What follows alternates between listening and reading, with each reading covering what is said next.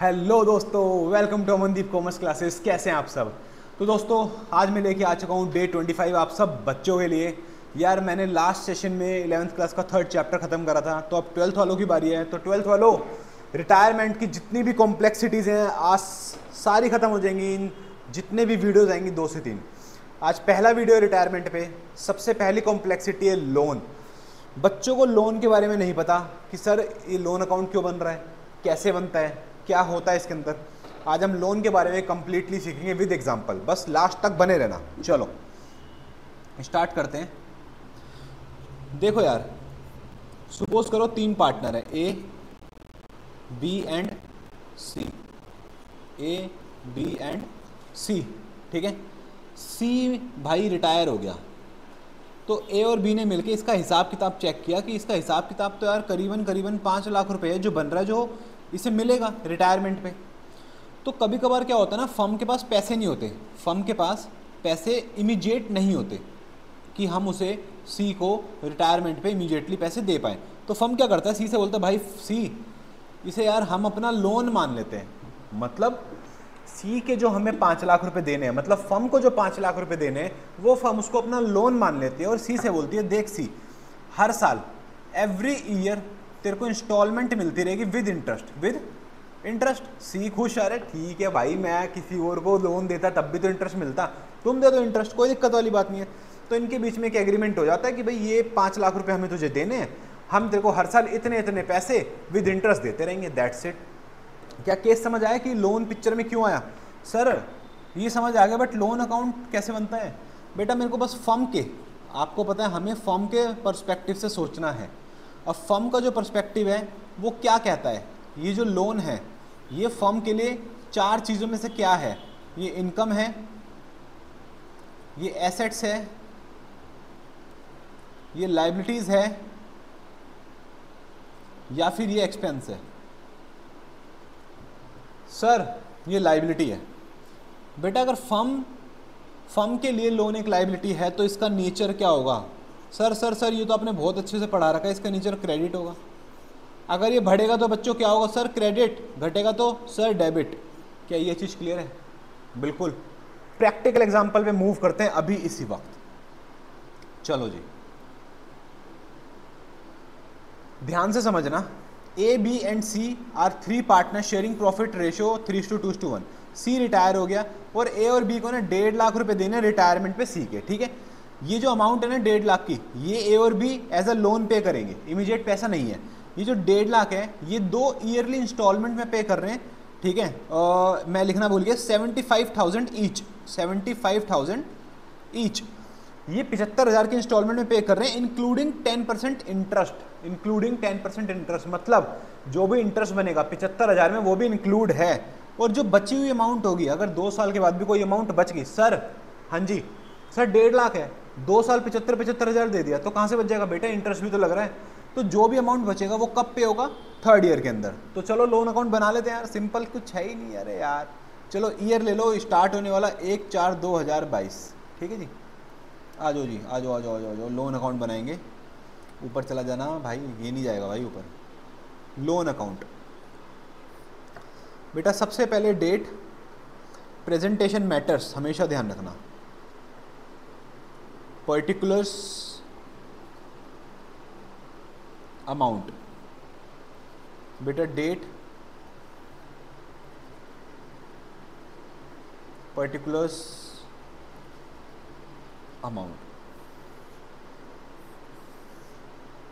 बेटा ये हमारा लोन अकाउंट बना, ये डेबिट साइड होती है, ये क्रेडिट साइड होती है।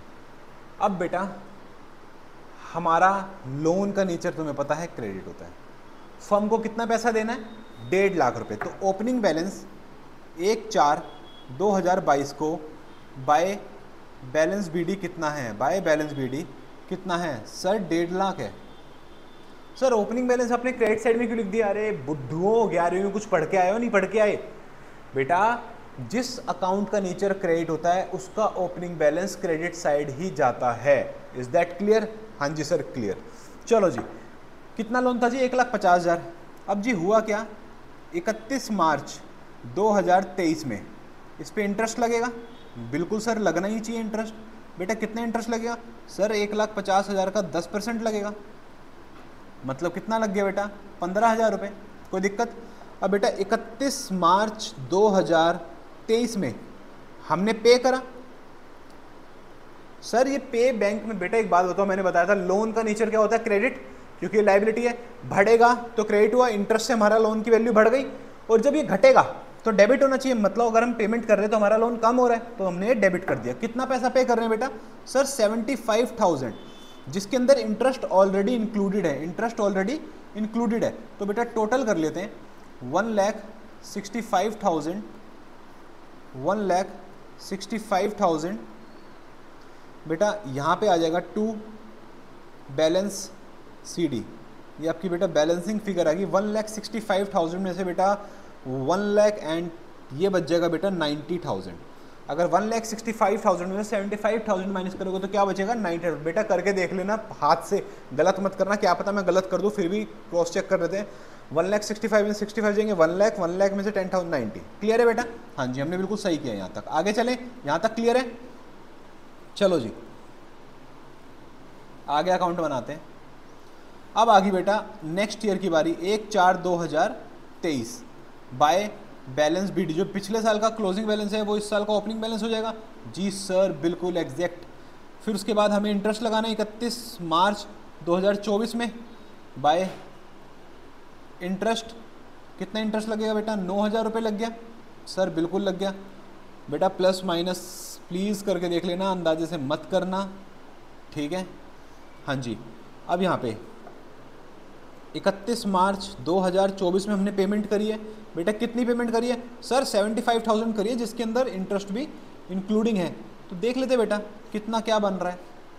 बेटा 99,000 माइनस 75,000, बताओ भाई। 2 बैलेंस CD, बैलेंसिंग फिगर बचेगा बेटा 99,000 में से अगर 75,000 जाएंगे तो कितना बचेगा? जल्दी बताओ जल्दी। 1 मिनट बेटा, कैलकुलेटर ले लेता हूँ मैं। हाँ जी, तो 99,000 माइनस 75,000, हाँ जी, तो हमारा बैलेंस बेटा बचा है 24,000। अब बेटा 2 साल के बाद क्वेश्चन ने क्या बोला था? जो भी बचा होगा हम सारा थर्ड ईयर में पे कर देंगे। कितना बचा बेटा? 24,000, ठीक है? हमें पूरा इस साल पे करना है, पूरा का पूरा जो भी बचेगा। तो बेटा अगले साल आ जाते हैं, 1/4/2024 बाय बैलेंस BD 24,000। 31 मार्च को बेटा इंटरेस्ट भी चार्ज होगा। हाँ जी सर चार्ज होगा, बाय इंटरेस्ट 2400, 10% है बेटा। That's it. 31 मार्च 2025 में हमने टोटल पेमेंट कर दी। क्या कर दी? Total payment. टोटल पेमेंट मतलब 24,000 जमा 2400, 26,400 हमने सारा ही पे कर दिया थर्ड ईयर के अंदर। ये हमारा लोन अकाउंट बन गया। Is that clear? क्या किसी भी बच्चे को दिक्कत है? नहीं सर कोई दिक्कत नहीं है। तो बेटा ऐसे ही मैं आपके लिए कॉन्सेप्ट्स लाता रहूँगा। अगले 75 डेज जो बचे हैं पूरी कॉम्प्लेक्सिटी खत्म कर दूंगा दोनों क्लासेस की, 11-12 की। प्लीज़ बने रहो। और यार प्लीज़ अगर आप लोगों को सच में वीडियो पसंद आ रही है तो अपने दोस्तों तक पहुंचाओ, शेयर करो, सब्सक्राइब करो, कमेंट करो। ओके दोस्तों, मिलते हैं नेक्स्ट वीडियो में। All the best.